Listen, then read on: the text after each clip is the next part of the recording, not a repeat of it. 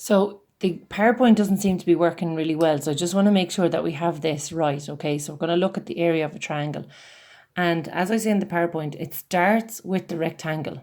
Okay, most of our formulas will have originated from our basic shape of a square rectangle. And we know from a rectangle, it's got its right angles in the corners, and the length by the width gives us the area.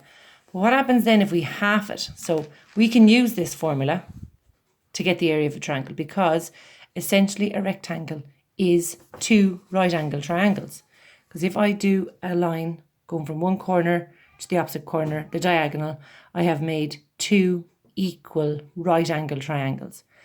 And if the formula for the full rectangle is length by width, then it makes sense, if this is half of it, that the formula of the triangle, that little thing means therefore, the area of a triangle is half the length by the width.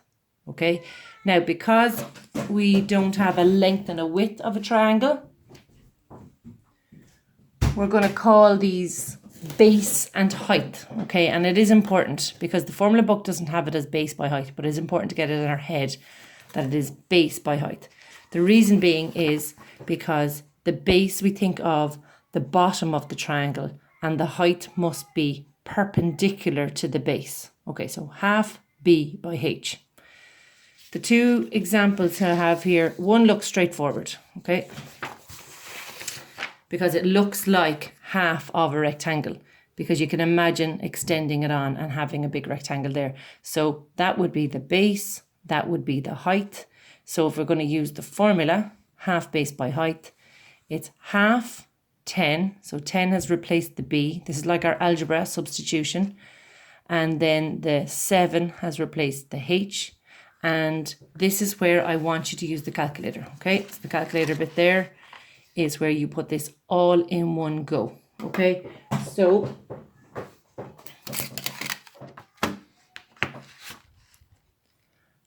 you can put half in as 0.5, or you can use the fraction button. Open up your brackets. The base is 10, close bracket, open bracket, put in your 7, close bracket, press equals, and we see it's 35.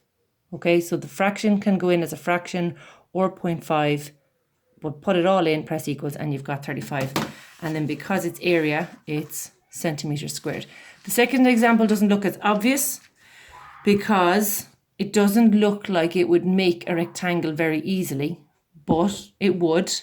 But we can see now that I've this marked as 11 centimeters, and this looks like the height. It's perpendicular to the base, so then it is the perpendicular height. So our formula, half b by h, half stays as half, b gets replaced with 11, h gets replaced with an 8, into the calculator, press equals, 44 centimeters squared. Now, they sometimes can get a little bit more complicated in that it might look like this on the page, and we instinctively think that this should be the base because it's on the bottom as we look at it. But if we rotate it around the shape,